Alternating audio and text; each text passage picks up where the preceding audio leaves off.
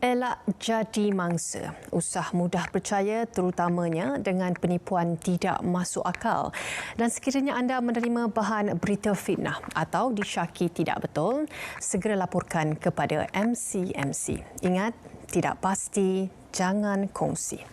Assalamualaikum, salam sejahtera dan salam Malaysia Madani. Anda sedang menyaksikan Pastikan Sahih edisi Isnin 5 Februari 2024 bersama saya Azizan Alam. Ayuh kita ke segmen Sahih.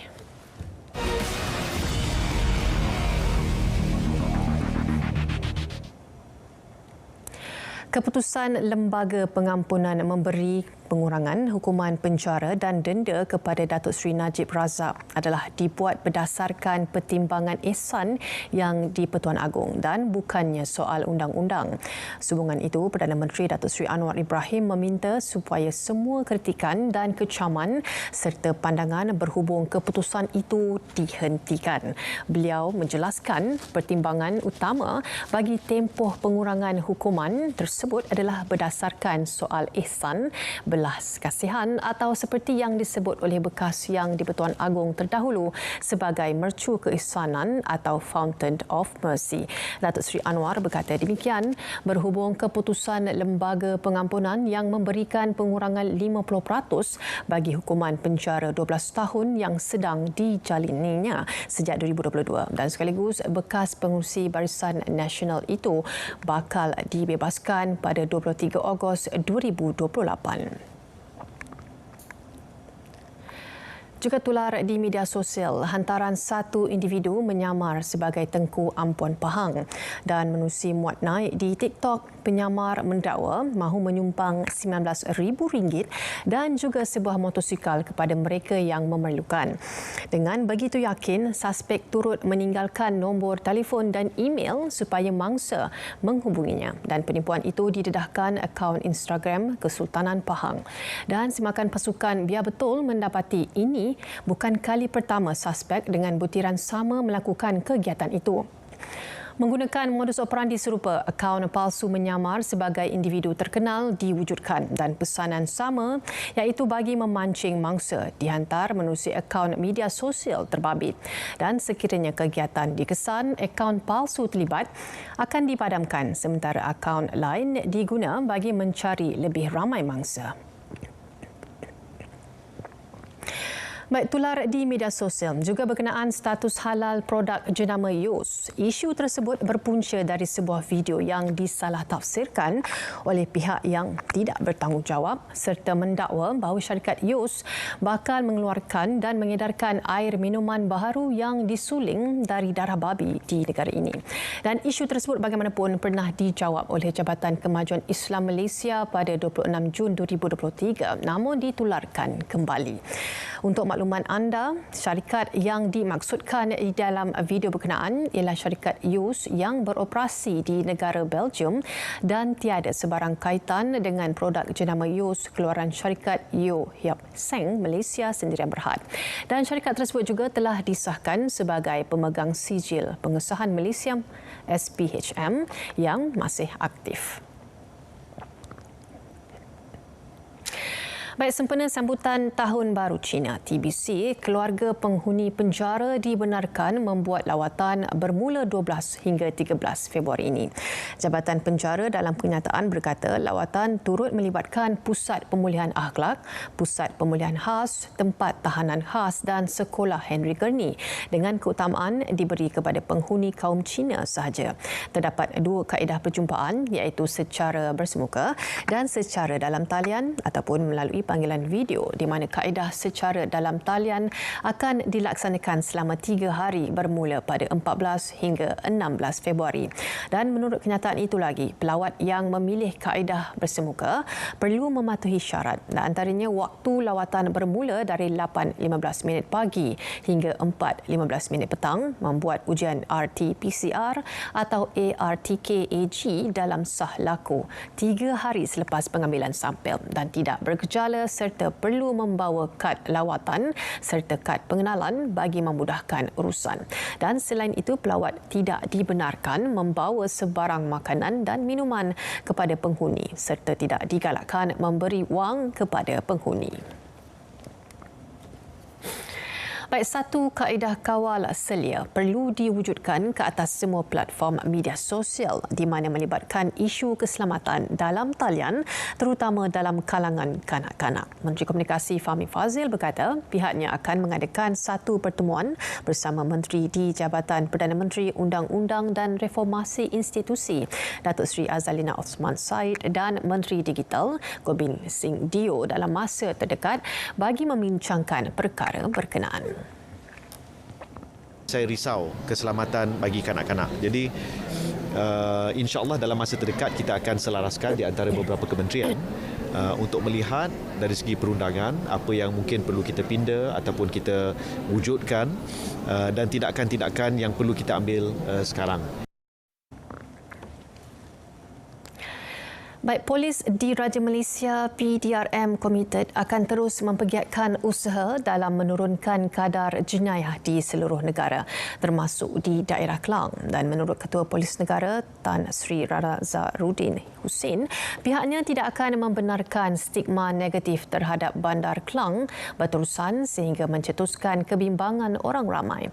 Beliau menegaskan bahawa persepsi itu perlu dibersihkan dari minda masyarakat dan menyeru orang ramai agar meletakkan perkara itu antara perkara utama di dalam pemikiran mereka. Dan tegasnya lagi, masyarakat turut memiliki hak untuk melapor sebarang salah laku melibatkan pegawai dan anggota PDRM. Razarudin bersama timbalannya, Datuk Seri Ayub Khan Maidin Pichi mengeluangkan masa hampir sejam beramah mesra dan menyantuni masyarakat setempat. Dan ini juga selaras dengan slogan polis dan masyarakat berpisah tiada agar jalinan kerjasama antara masyarakat dan PDRM sentiasa berkekalan, terutama dalam menyalurkan maklumat berkaitan jenayah. Baik, seksi persekolahan sesi 2023-2024 di Kedah akan diteruskan seperti biasa sehingga Rabu ini walaupun cuaca panas melampau melanda beberapa kawasan sekitar negeri itu. Menteri Pendidikan Fadzlina Siddiq berkata pihaknya sentiasa bekerjasama dengan Jabatan Meteorologi Malaysia Met Malaysia bagi mendapatkan maklumat terkini berkaitan keadaan cuaca ketika ini. Beliau memohon agar ibu bapa dan guru memantau keadaan anak-anak mereka dalam tempoh berbaki beberapa hari sahaja lagi sebelum cuti sekolah bermula. Dan jelasnya lagi, terdapat garis panduan berkaitan cuaca yang sememangnya dipantau di peringkat sekolah. Lewat petang kemarin, Met Malaysia mengeluarkan amaran cuaca panas tahap 1 atau berjaga-jaga di 3 kawasan di Kedah. Dan Met Malaysia dalam satu hantaran turut memaklumkan 3 kawasan terbabit adalah Pokok Sena, Pendang dan Baling. Baik, isu berkenaan pemilikan akaun TikTok milik pelajar berusia bawah 13 tahun akan dibincangkan Kementerian Pendidikan KPM dan Kementerian Komunikasi. Menteri Pendidikan Fadzlina Siddiq berkata pihaknya perlu memohon penyelarasan daripada kementerian tersebut terlebih dahulu sebelum sebarang garis panduan berkenaan perkara itu dikeluarkan. Beliau berkata demikian selepas menghadiri Majlis Apresiasi Tabika Kemas Daerah Barat Daya dan Timur Laut di Bayan lepas. Pada majlis berkenaan, Fadzlina turut menyampaikan anugerah kanak-kanak cemerlang Tabika Kemas Daerah Barat Daya dan Timur Laut kepada 107 penerima. Dan terdahulu, Menteri Komunikasi Fahmi Fadzil berkata isu tersebut merupakan antara yang dipertimbangkan untuk diutarakan kepada pengurusan TikTok. Dan saudara, kami bawakan kepada anda segmen Biar Betul, sebuah rancangan yang bertujuan menangkis penyebaran berita palsu dan fitnah dalam kalangan masyarakat. Ayuh kita saksikan video ini.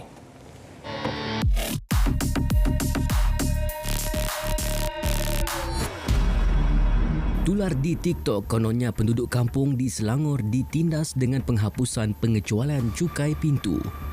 Dakwah hantaran itu ia dilaksana sebagai hukuman kepada mereka kerana menyokong pembangkang. Semakan pasukan Biar Betul mendapati tuduhan terbabit adalah fitnah. Menurut Exco Kerajaan Tempatan dan Pelancongan Selangor, Dato' Eng Sui Lim, realitinya tidak seperti didakwa. Tegas beliau, penghapusan pengecualian cukai pintu kepada penduduk kampung bukan suatu bentuk hukuman. Sebaliknya, ia kaedah baru bagi memastikan hanya yang layak menerima bantuan. Pelaksanaannya turut membabitkan semua kawasan kampung termasuk Kampung Baru Cina. Tahun 2024 semua kampung baru, kampung tersusun, bagan kampung-kampung Cina ini dan juga kampung Melayu ni akan dikenakan pengecualian cukai pintu secara bersasar. Maknanya kita akan bagi mereka yang memerlukan bagi kecuali. Terus kita bagi kecuali. Henti sebar fitnah, jangan mainkan isu perkauman. Penyebaran perkara sedemikian adalah jenayah. Terima bahan fitnah atau disyaki tidak betul, segera lapor ke MCMC. Biar betul, tak pasti, jangan kongsi.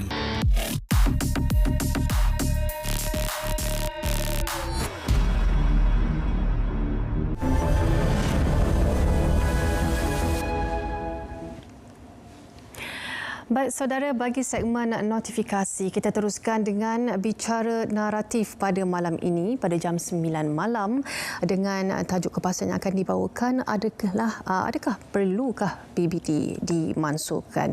Dan antara tetamu jemputan adalah Tuan Aminuddin Awang, iaitu Presiden Kesatuan Perkhidmatan Perguruan Kebandaran Kebangsaan Malaysia NUTP, dan juga Dr. Anwar Ahmad, iaitu pensyarah bagi Pusat Kajian Pendidikan dan Kesejahteraan Komuniti Universiti Kebangsaan Malaysia.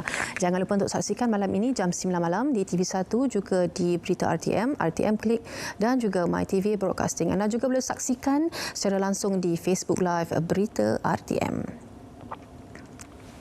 Baik, juga bicara naratif pada esok pada jam 9 malam dengan kupasannya adalah terancamkah Mahkamah Syariah, bersama dengan tetamu jemputan pada kali ini adalah Dr. Zulkarnain Lokman, iaitu seorang peguam, dan juga Tuan Nur Azmir Zakaria yang merupakan Presiden Pro Peguam. Jangan lupa untuk saksikan juga di TV1, di saluran Berita RTM dan juga di RTM Klik. Baik, temu duga mingguan My Future Jobs, dan kepada anda yang masih mencari pekerjaan, anda boleh hadiri temu duga ini di mana maklumat jawatan seperti anda boleh saksikan di sini ialah dari Pro Office Think It Think Us. Antara jawatan yang ditawarkan adalah driver ataupun admin bagi lelaki, dan juga data entry GPOCC. Juga ada lagi beberapa jawatan lain yang ditawarkan. Anda boleh saksikannya dan anda juga boleh hadir untuk mendapatkan pekerjaan melalui temu duga yang akan diadakan ini.